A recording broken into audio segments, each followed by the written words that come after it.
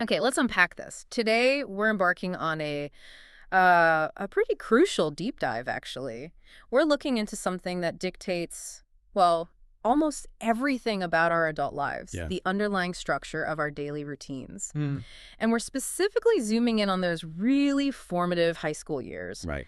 Our mission here is kind of twofold. We're not just taking a trip down memory lane, though that's part of it, I guess. Sure. There's always a bit of nostalgia. Exactly. But we're mainly conducting an essential structural analysis. We've got two distinct experiences to look at. That's absolutely right. And for you, the listener, this dive is really about extracting those essential nuggets, Mm. the discipline, the interests, the habits, all that stuff that was forged between, say, 14 and 18. Yeah. And seeing how those repetitive patterns, those routines, fundamentally shape the adults we are now. And maybe just as importantly, we're also delivering a kind of practical communication toolkit. What do you mean by that? Well, the specific linguistic architecture you need, the words and structures, to talk about your own personal history, effectively, Yeah. with, nuance. Gotcha. And the sources we've compiled for this are fantastic, I think, because they give us this really powerful, clear contrast. I really do. So we're looking at the routines of two speakers. We're calling them Speaker A and Speaker B. Speaker A seems to represent that early rising, externally structured personality. Right, where discipline seems almost imposed by the clock, by the household rules. Yeah. And then we have Speaker B, who starts a bit later, and they seem to operate from a more, maybe, internally strategic framework. It seems centered around maximizing sports and outdoor time. It's a perfect behavioral case study, isn't it? Huh. By holding these two structures side by side, we can really analyze that collision of personality with environmental expectation. Mm. It helps us understand how different foundations, one built on, let's say, rigidity, the other perhaps on strategic efficiency, how they can both lead to productive adult outcomes. But through completely different methods of discipline. Exactly. Different paths to getting things done. So we absolutely have to begin at the first point of command, the alarm clock. Right away, we hit what we're calling the Great Wake-Up Divide. Huh? I like that. Speaker A was the ultimate early bird. The source says waking up really early, around 6:30 a.m. And it wasn't just waking up, it was immediate action. Quick shower, get dressed. Swift compliance seems to be the theme. And that 6:30 a.m. start, I mean, in high school terms, that feels ancient, doesn't it? It really does. It implies a routine where the body clock was just immediately subjected to external scheduling. No negotiation. Right. Now, contrast that with Speaker B. They had the relative luxury of waking up a bit later, maybe around 7 a.m. Lucky them, you might say. Huh, yeah. And while it's only 30 minutes difference on paper. That half-hour separation totally defines the morning tempo, I think. Mhm. For Speaker B, there's just that little bit less urgency, maybe a softer transition into the day. Maybe. And the breakfast routine, this is where that structural dependency really, really shows up for Speaker A. Also. Well, Speaker A was provided with this classic supportive morning ritual. A big breakfast prepared by mom, usually toast with jam, milk, that kind of thing. Okay. So a very traditional family-supported ritual. Yeah, it suggests the structure of the morning wasn't just the student's responsibility. It was, like, communal, baked into the family system. But here's where we should maybe introduce a critical perspective, or at least another angle. Okay. That support, while obviously wonderful for stability, it does suggest an externalized structure, right? Speaker A was, in a way, dependent on that prepared meal. I see what you mean. Dependent. Whereas Speaker B, they fueled up with cereal or yogurt. Quick stuff. Individually prepared. Yeah. Self-sufficient almost. Cereal or yogurt, much faster. Exactly. That routine seems optimized for speed, maybe, and maximum individual control. So the question is that external stability always preferable to early self-reliance? That's interesting. Speaker B might have developed an earlier sense of independence, in managing their own basic needs, because their routine wasn't based on waiting for that full sit-down ritual. That's a fascinating layer to add. It suggests Speaker B was already prioritizing efficiency over duration, maybe. Perhaps. While Speaker A prioritized the ritual itself, maybe over speed or personal efficiency. Okay, now let's look at how they got to school and how their social groups formed around that. Speaker A had this highly structured 10-minute walk to the bus stop. Okay. And there, they met a consistent group of friends. So that bus ride itself became designated built-in social time. So that walk and the bus ride, They acted as this kind of non-negotiable social transition zone. Yeah, exactly. Speaker A's social life was structurally supported by the commute itself. Interesting. What about Speaker B? Well, Speaker B also took the bus, usually. But the source notes this occasional, maybe privileged interruption. Dad sometimes drove if his schedule allowed. So that occasional parental interaction, or just the deviation from the norm, it introduces an element of flexibility that Speaker A's very pedestrian, group-oriented commute didn't really have. A little bit of unpredictability there. A little bit, yeah. And naturally, their academic focuses, well, they diverge pretty perfectly along these personality lines we're seeing. Speaker A, the one who appreciated ritual and later focused on reading. Let me guess. English. Spot on, gravitated toward English, the realm of narrative, synthesis, deep textual immersion. Makes sense, right? Totally. And Speaker B, the one prioritizing efficiency, the one who's more active later. History and science. Of course. History is about systems, patterns. Science is mechanics, logic. It's almost too neat, isn't it? It really is. It's that split between those drawn to maybe creative interpretation and emotional understanding that's English versus those who prefer facts, processes, verifiable systems, history, and science. You could argue the structure of their minds was already being catered to or maybe reinforced by their elective choices. Yeah, definitely feeding into it. But despite all these differences, intellectual, routine, the lunchtime highlight was the universal equalizer. Ah, the cafeteria. The cafeteria. Both speakers clearly remembered it, and they readily admitted the food quality was highly inconsistent, sometimes fine. Sometimes not so much, as the source puts it. Exactly, not so much. But the food was basically irrelevant, wasn't it? Totally. The real value of lunch was its guaranteed scheduled social function. It was highly valued because it provided this non-academic guaranteed block of time to just hang out with friends. Absolutely. It's a good reminder that routine in youth is just as much about anchoring social interaction and peer connection as it is about, learning algebra. That's a great point, which brings us nicely to the critical behavioral fork in the road, the post-school strategy. Okay. Because here we see a really definitive difference in how they managed homework and free time, and you can already see how this might set up different adult approaches to task management. Lay it out for us. Speaker A followed the classic finish first mantra. Rushed straight home, immediately tackled the homework. Get it done. Right. That's the task avoidance strategy, isn't it? Get the unpleasant thing out of the way immediately so it doesn't hang over your head. Very common. Yeah. Now, Speaker B also tried to finish the homework as soon as possible, but listen to their motivation. It's explicitly stated, so I could have the rest of the evening free. Ah, okay. So it's not just about finishing the task for duty's sake. It's about strategically maximizing the reward time afterwards. Exactly. And that subtle difference in motivation feels huge to me. One person acts purely out of duty, maybe obligation. While the other acts out of a desire for strategic maximization of future leisure, planning ahead for fun. Yes, and their actual after-school activities just cemented those identities. Speaker B, the efficiency maximizer, Let me guess. Sports. immediately launched into active sports with friends.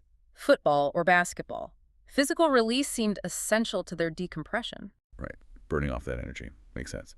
And Speaker A, the English-loving, ritual-appreciating one. Stayed indoors. Read books or watch TV.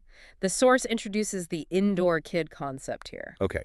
So that distinction, the immediate need for physical exertion versus the need for quiet, solitary, often mentally stimulating recharge that feels like a powerful early predictor Predictor of what? of how they might manage stress and find fulfillment even today as adults.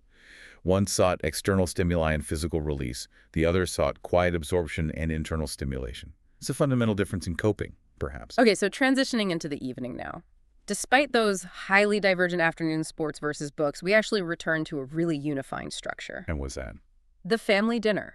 Both speakers consistently emphasized the importance of the family meal. Speaker A specifically recalled Mom cooking delicious meals. Oh, yes. The family meal acts as the day's anchor point, doesn't it? It's like an external constraint that forces a non-negotiable pause. It cuts across the individuality of their school day, their after-school choices. Yeah, it pulls everyone back together. And that consistency, you have to imagine, provided a profound sense of security. It was a point where the separate lives of the family members converged again every day. So, after dinner, Speaker A's routine was structured, but it sounds quite gentle, sometimes helping with dishes, maybe a bit more studying or watching TV. leading to a pretty respectable 10 p.m. bedtime. Right. Sounds like a gradual, low-friction wind-down. Yeah. No sudden cutoffs. Seems like it. Speaker B's wind down was equally disciplined, though, prioritizing reading or talking with family, but again, with that specific motivation popping up. What was it this time? Getting early sleep, because they knew they had to wake up early the next day. Ah, there it is again. That internal strategic motivation, always thinking ahead to the next constraint. Yeah. And the consistency of that 10 p.m. target bedtime for both, really. It underscores the structural rhythm imposed on the entire household by the immutable school schedule, doesn't it? Absolutely. School dictates the bookends of the day for everyone. Okay, now let's move into the essential, maybe unglamorous part of any routine chores. Right. The stuff nobody really wanted to do. But the source frames these as tasks that built important life skills. And we can actually analyze the differences in the types of responsibilities assigned. They seem to reflect different lessons being taught. Oh, interesting. Okay, what were they?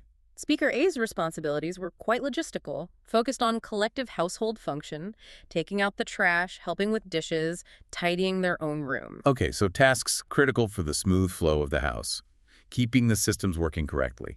Shared space, shared responsibility. Exactly. And we also get that honest admission that they didn't like them very much, which shows the discipline was probably purely external, right? Just got to do it. Probably. No intrinsic joy in taking out the trash, usually. Okay. And Speaker B. Speaker B's chores were more centered on the daily upkeep of the immediate personal environment. Making the bed every morning, dusting furniture, occasionally helping with laundry. Okay. So less about the shared household logistics, more about lessons in personal presentation and immediate order within their own sphere. Yeah, that's a good way to put it. This is a great contrast, actually. Speaker A learned to manage shared logistics, the infrastructure of the house, you could say. While Speaker B learned rigorous personal organization and ownership of their immediate space. But the shared insight is crucial, isn't it? While maybe boring or disliked, these tasks fundamentally taught responsibility. Yeah. No way around that. They were the very first taste of managing adult logistics, really, teaching them to contribute proactively, whether they felt like it or not. Essential stuff. Definitely. Okay, so beyond chores, let's look at the activities that really shaped their future interests. The extracurriculars. This is where that chasm between the inner world and the outer world becomes really clear. Right. The things they chose or were guided into that went beyond school and chores. For Speaker A, the creative learner, remember, they immersed themselves in piano lessons twice a week. Okay. Piano. Yeah. Fundamentally solitary, requires intense internal discipline, focus. Exactly. And the sources highlight the emotional reward. It wasn't just about learning the skill, it apparently made them feel relaxed and happy. So it was a form of creative self-soothing Yeah. and expression. Seems like it. Now, Speaker B, the active, systems-focused learner, played football 3 times a week Of course. and was also involved in the Scouts on Thursdays. Okay, so activities that are inherently group-oriented, they emphasize physical endurance, Yeah. shared structure, achieving cooperative external goals, teamwork, Totally different worlds, aren't they? completely. Yeah. And so what insight here couldn't be clearer, could it? These activities didn't just fill time, they taught fundamentally divergent core skills. Like what? Well, teamwork, resilience under pressure, external discipline for the football player and scout, Right. and internal focus, emotional regulation through practice, maybe solitary mastery for the pianist. Yeah. And we absolutely must remember that communication tip provided in the sources here, it's relevant. Which tip was that? Don't just state the action like, I took piano lessons. Share the feeling and the outcome. Ah, yes. Crucial for making it relatable. Precisely. If Speaker B just said, I played football, that's fine. It's factual. But a bit dry. Right. But if they say, I played football and the discipline of knowing my team relied on me taught me more about accountability than any classroom, well, that's powerful. Much more powerful. It gives meaning to the activity. Or is Speaker A talking about finding math challenging, but achieving a great sense of accomplishment when they finally solved a problem?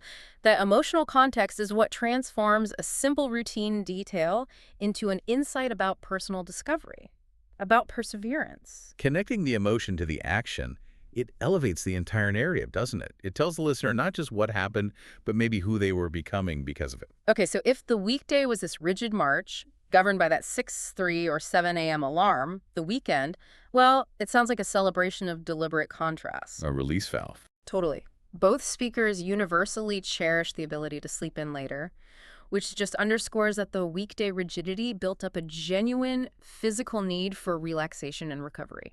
Makes perfect sense. The need for recovery is a direct consequence of the structure imposed. The stricter the routine, perhaps the more cherished the release. So Speaker A's Saturday routine, it seems built around slow recovery and family ritual. They slept until a very respectable 9 a.m., A lion. a proper lie-in, followed by a leisurely family breakfast, so that recovery time was used communally, it seems. Interesting, not just solitary recovery. Doesn't sound like it. Their Saturday continued with communal outings like a trip to the local market for fresh produce. Then the afternoon shifted more towards external socialization with friends, Okay. whether that was at the park, the library, or just, hanging out. And the evening brought it back to consistent family connection, maybe a movie or board games. It sounds like a beautifully balanced day, actually. Internal rest, communal activity, peer socializing, family time, quite well-rounded. Yeah, it does. Now, Speaker B's Saturday morning, however, started with structured contribution. Chores didn't disappear on the weekend. Apparently not. Helping Dad with tasks like gardening or washing the car. So even the leisure time was kind of preceded by accountability.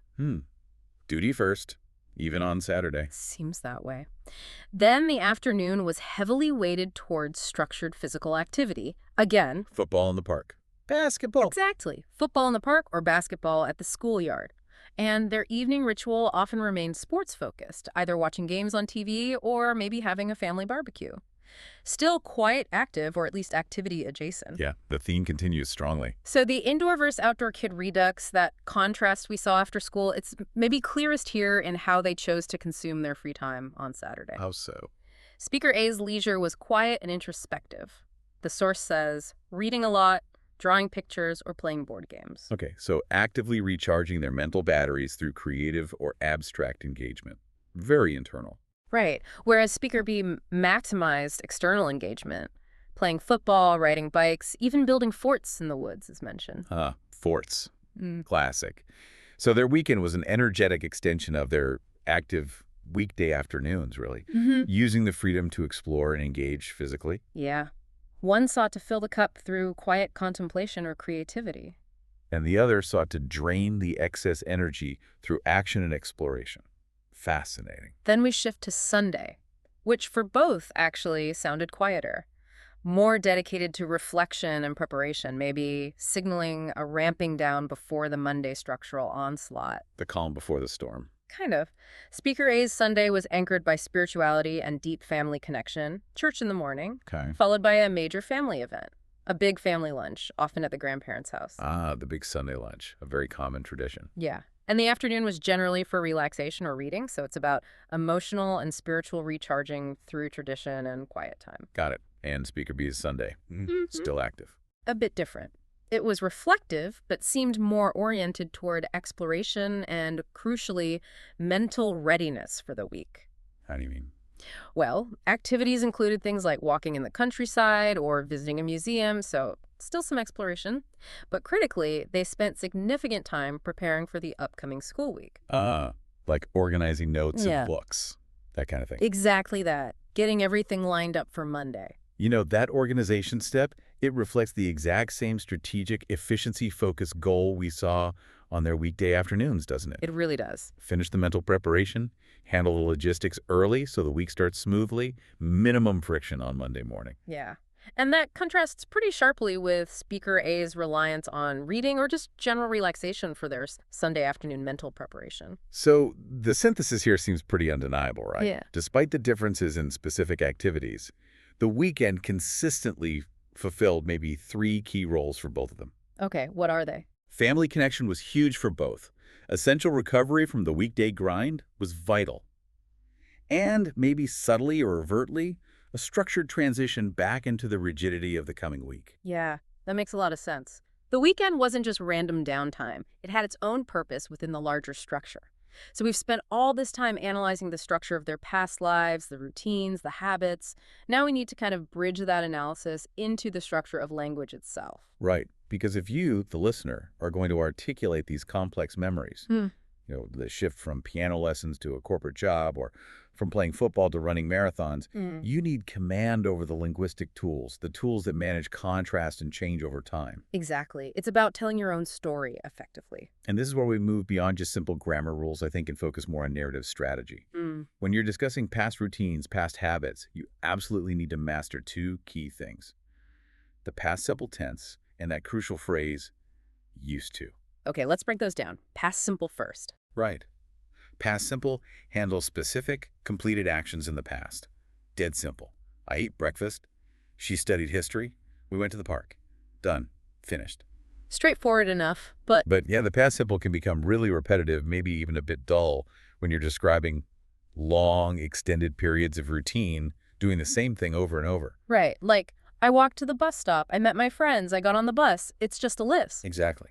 The true narrative power for communicating a past habitual life comes from the power of used to. Okay. Why is used to so powerful? It's vital because it signals a habit or a state that was true back then, but, and this is the key part, it explicitly tells the listener it is not true now. Ah, so it builds in the contrast automatically. Instantly, without you having to state the current reality every single time. If you say, I used to walk to the bus stop, your listener immediately understands that your current commute is different. Maybe you drive, maybe you take the train, but you don't walk to that bus stop anymore. It saves energy and focuses the listener on the change, on the evolution. Precisely. Think of it as managing the ambiguity of time. Using past simple repeatedly for habits. I played football, I played football, I played football. It just sounds like a slightly broken record. Yeah, clunky. But saying, I used to play football 3 times a week, efficiently wraps up that entire long-term, repeated activity into a single, powerful linguistic structure. It packages the past habit neatly. That makes sense. What about negative? Things you didn't do? Good point. We also need to manage the negative effectively. Yeah. When talking about things you didn't do habitually, you have to remember the structure with the auxiliary verb did.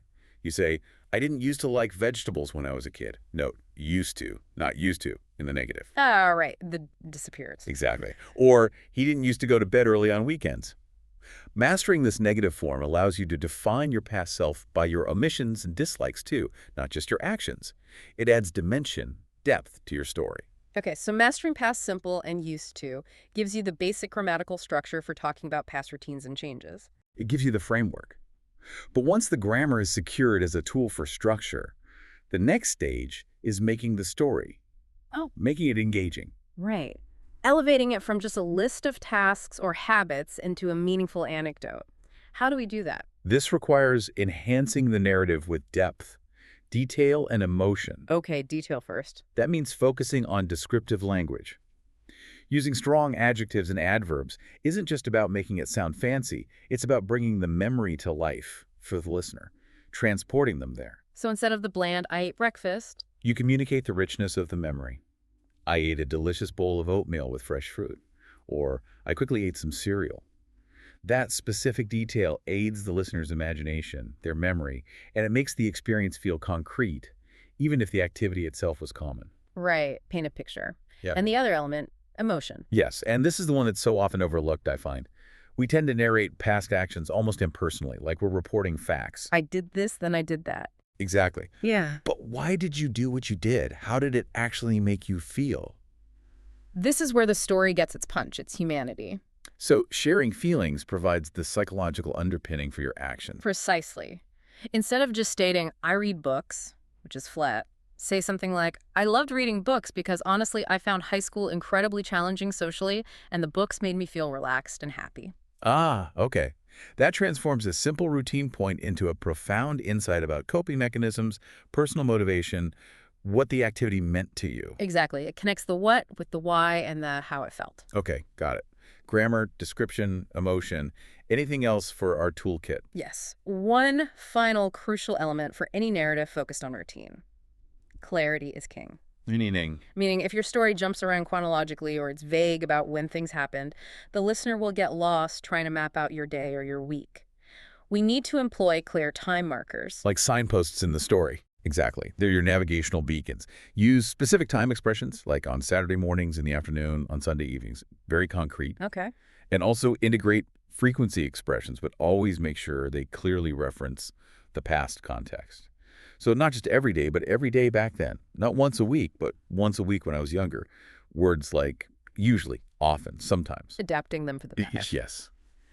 These markers organize the sequence of your memory, ensuring your listener is always grounded, always following the flow of your past life without having to work too hard. It makes listening effortless. Hashtag tag outro. So, wow, we've covered a lot of ground. Two radically different yet equally structured high school lives. What's the big takeaway here? The synthesis. Well, I think the core finding is that these routines, whether you were like Speaker A, disciplined by external ritual and that early alarm clock, or maybe more like Speaker B, disciplined by internal efficiency and strategically maximizing playtime, they fundamentally shaped your personal interests, didn't they? They taught very specific skills like solitary focus versus teamwork. And they really honed your core approach to managing time and responsibilities, Even if you didn't realize it back then. especially if you didn't realize it back then. And the source material clearly acknowledges this evolution into adulthood. Both speakers apparently noted the definitive shift away from that rigidity. Right. They said something like, I don't have a strict schedule like I did in school, and that the current routine is much more flexible. Exactly. That early rigidity, however challenging it felt sometimes, it provided the scaffolding. The basic training for time management, for project completion, for accountability, skills which are now applied to a far more fluid, often self-directed professional life. It really makes you appreciate that the purpose of the high school structure wasn't just to teach you history or math, was it? Not at all. It was maybe fundamentally to teach you how to manage yourself within a framework, even if that meant mastering the skill of quickly finishing chores just so you can go build a fort in the woods. It's exactly right. It's about internalizing structure so you can function even when the external structure is looser or gone entirely. And this leads us, I think, to our final provocative thought. Something for you, the listener, to carry forward as you contemplate your own history. Okay, what is it? The sources highlight that their current work routines are far more flexible than their structured youth. So we want you to reflect deeply on your own past. How did the rigidity or maybe the flexibility of your own youthful routine actually prepare you? Or perhaps fail to prepare you for the current, often quite unstructured nature of modern adult work and life? That's a really interesting question. What specific lessons from your past routine, maybe that 6:30 a.m. rush you hated, or the after-school piano lesson you loved, or that Sunday night ritual of preparing your notes, are you still actively applying today? Perhaps without even realizing they originated in that old high school schedule. Yeah. Where do the echoes show up now? So we really encourage you to use the specific linguistic tools we detail today. The past simple, the used to structure, the descriptive language, the emotional context. Don't just recall the past. Exactly. Use the tools to strategically analyze and articulate how those early structures evolved, how they shaped the disciplined or the strategically flexible or perhaps the somewhat chaotic adult you are now. It's really an act of self-discovery through language. Go ahead and start that reflection. It could be quite revealing. Until next time, keep deep diving into the things that shaped you.